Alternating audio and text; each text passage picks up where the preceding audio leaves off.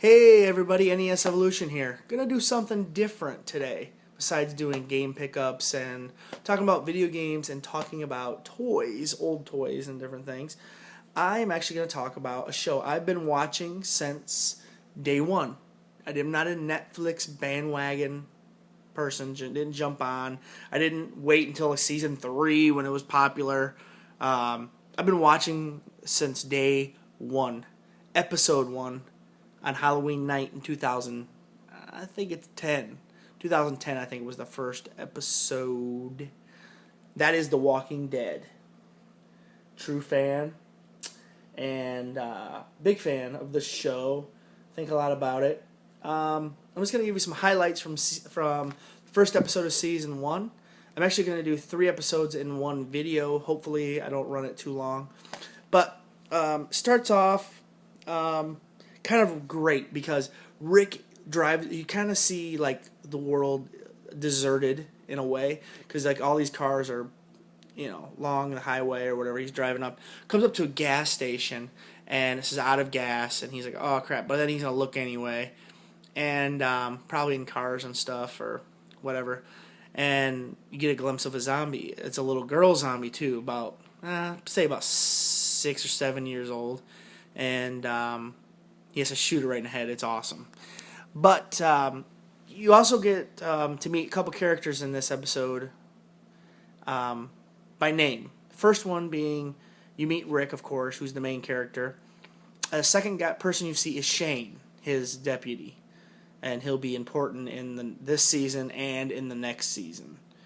Then you meet Dwayne and Morgan. Now Morgan is an adult, and Dwayne is his son, and they actually help Rick out a lot, understanding what's going on in the world, because Rick actually gets shot in the past before the zombie apocalypse happens and gets injured, and then he is in a coma. And so when he wakes up, he finds Morgan and Dwayne, and they help him understand what's going on in the world now. That the zombies have to be killed by brain trauma, and a noise attracts them, and just different things. And that they indeed are dead, walking around. Also, after that, you also find out a couple other big things. That Shane is still alive, and he's in a camp, and he's actually trying to talk to Rick on a CB, because Rick was trying to contact him after he gets a cop car on a CB, and you see Shane talking to a woman, and the woman has a little kid, and you're not sure who that is, and then Rick flips down his visor after that scene with Shane and the woman and the kid, and it's actually Rick's wife and son with Shane, and Shane was kissing Rick's wife. So, you think that, they all think Rick's dead at this point.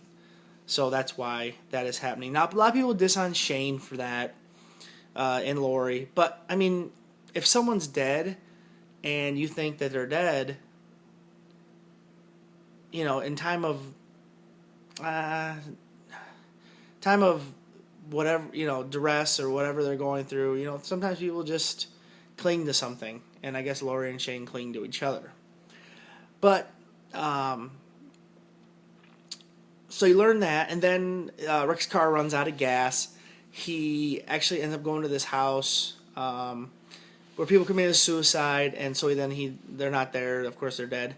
And so then he ends up taking one of their horses, takes it to Atlanta, and there's an iconic, really sweet scene where all the cars going out of Atlanta are all stuck on the highway still and they're deserted, and everything going into Atlanta, there's no cars going into Atlanta. It's a really cool scene.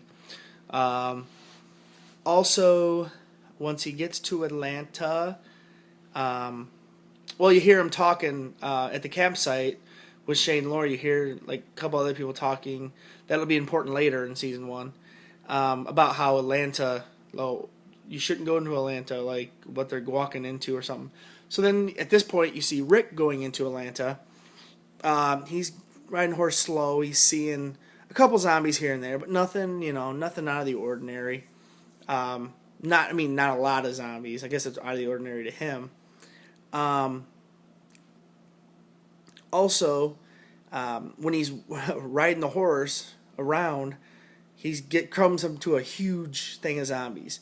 And then he's riding the horse fast, he comes up, and there's thousands of zombies, or hundreds of zombies anyway. And they get him, ambush him, rip him off the horse gets eaten, and so he gets away, he crawls into the tank, he's shooting him, and all of a sudden he's like, Lori, please forgive me, and Carl, please forgive me, he was going to shoot himself in the head, and then he looks up and the tank's open, so he claws in it, shuts it, there's a zombie in there, he had to shoot that, and he gets like all, whatever, like, I don't know, what's that called, shell shock, he's like, oh, and then all of a sudden you're like, oh crap, this is how it's going to end, he's stuck in a freaking tank, and all of a sudden you hear a voice over the CB in the tank, and it's like, hey, you dumbass, you're stuck in there, or whatever, and then that's how the episode ends, and I thought it was a really cool way to end it. So yeah, I really enjoyed this episode. I think it's one of the best episodes there is. I thought it was a great way to open the show. Definitely, I think it's the best episode in season 1, for sure. I think maybe one other one I like, maybe a little bit more than that. But for most people, I think episode 1 of season 1 is the best.